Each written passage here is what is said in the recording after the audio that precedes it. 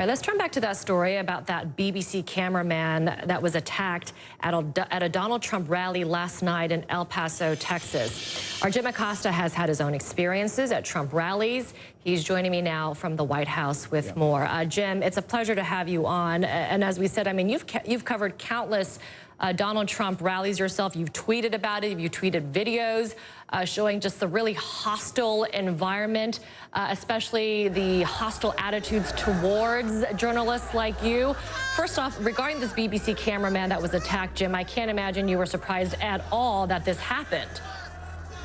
Not at all, Amber, and really it was just a matter of time before we saw something like this. And I'm really surprised that we haven't seen something worse than this come along. I mean, the president at every rally goes after the press, calls us fake news. Sometimes he calls us the enemy of the people and whips up these crowds into a frenzy, blames us for negative news in the press about him that week.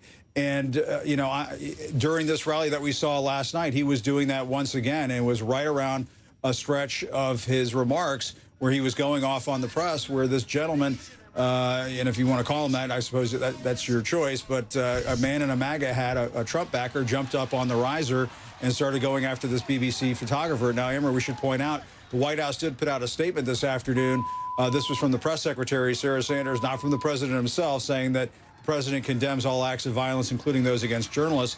But absent in that statement was any kind of mention that the president is going to knock off this kind of rhetoric, this volatile rhetoric that really creates a climate of fear and danger for journalists covering these rallies. What is it like when you are covering a Trump rally? Just give us some color. I mean, because, you know, Trump has singled out the media. He singled out specific journalists like you to, you know, say that you're scum or you're disgusting or you are the enemy of the people. When you are there reporting, what is it like around you? Well, it's a lot worse than how it comes across on TV. I mean, if you talk to our photographers, our producers, you know, any of the crews that are there covering these events, when you have thousands of people screaming at you, calling you fake news or saying CNN sucks or whatever, you know, you do feel that perhaps all it takes is, you know, is some kind of provocation for the president to set things off and for journalists to come under attack. And, you know, I've had people scream at me, call me all kinds of names, call me a traitor, you know, telling me in my face that they're going to do something to me out in the parking lot. And oftentimes, Amber, when we leave these events, we have to hurry back to our vehicles because we're worried about what's going on outside of these venues. And so that is why you see a lot of journalists now from the various networks, various news outlets come to these events with security. And, you know, my concern is that it's just a matter of time before somebody is seriously hurt. Now, according to the BBC, their photographer last night was not seriously hurt. But you have to wonder at what point are we going to see something like that occur. And, Amber, as you know, if you have an American journalist or a foreign journalist hurt on American soil covering a political campaign event, that is just a line that we really shouldn't cross in this country, and it sends a terrible message to the rest of the world. And for our viewers around the world, Jim, would you say press freedoms in America are under attack, especially when you just listen to the president's rhetoric, the things that he calls the media, the fact that he limits media access, the very irregular White House briefings, threats to sue the media. What is the state of press freedoms in America today?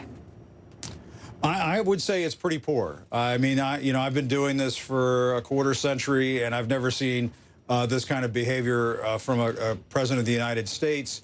I've never seen this kind of behavior on the part of White House officials who come after us at briefings and call us all sorts of names and so on, and insult us in front of our colleagues and in front of the world, really.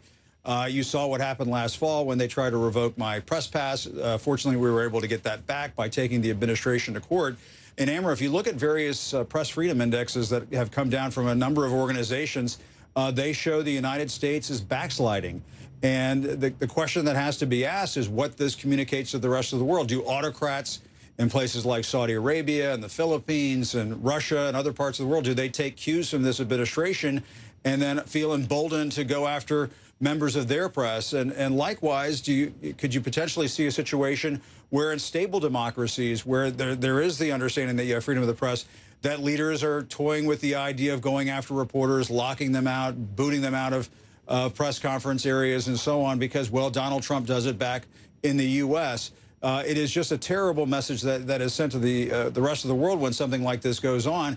And people have to understand we're not just complaining about, what we do on a regular basis and kind of whining and curling up into a fetal position and complaining about how we're being treated.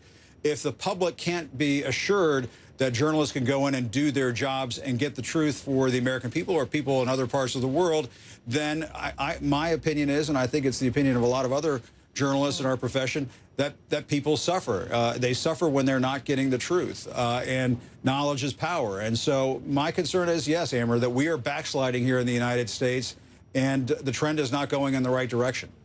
Very well said. Knowledge is power. Knowledge is freedom. And it is concerning when you see a U.S. president using very similar tactics against the press that demagogues and autocrats continue to use in the world today. Appreciate your very unique and valuable perspective, Jim Acosta. Thank you for that. Thanks, Amber.